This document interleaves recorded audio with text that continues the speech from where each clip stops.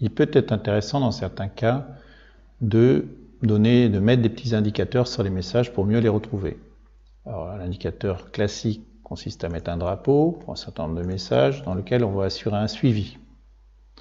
Mais on peut aussi les regrouper par catégorie. Par exemple, il consisterait de dire que les messages en rouge seraient pour la FCGA, les messages en orange pour telle rubrique, etc. Avant même de les classer forcément dans les dossiers. Donc, comment peut-on mettre des catégories, des jeux de couleurs ici?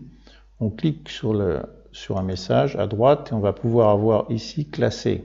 Alors, par défaut, il y a un certain nombre de catégories de couleurs. Mais catégorie rouge, autant mieux lui donner un nom plus adéquat. D'accord?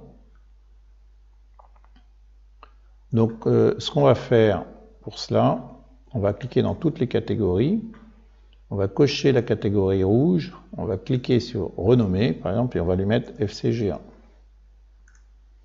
On va cocher, par exemple, la catégorie verte, on va la renommer, on va mettre, par exemple, maison.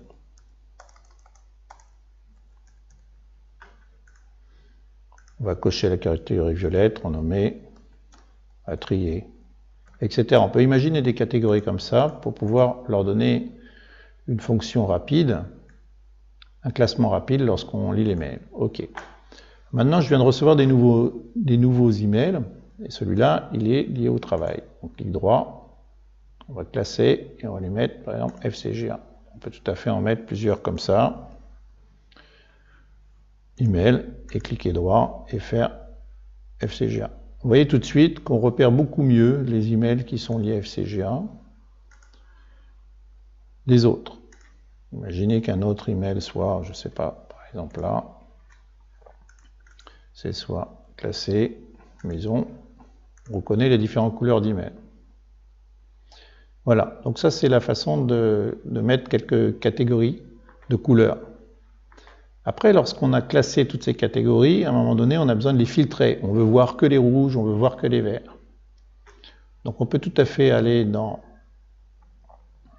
les filtres ici en haut, dans l'affichage, et on clique sur les catégories, et maintenant elles sont regroupées par catégorie. Tous les rouges ensemble, tous les verts ensemble, tous les emails sans catégorie au-dessus, etc.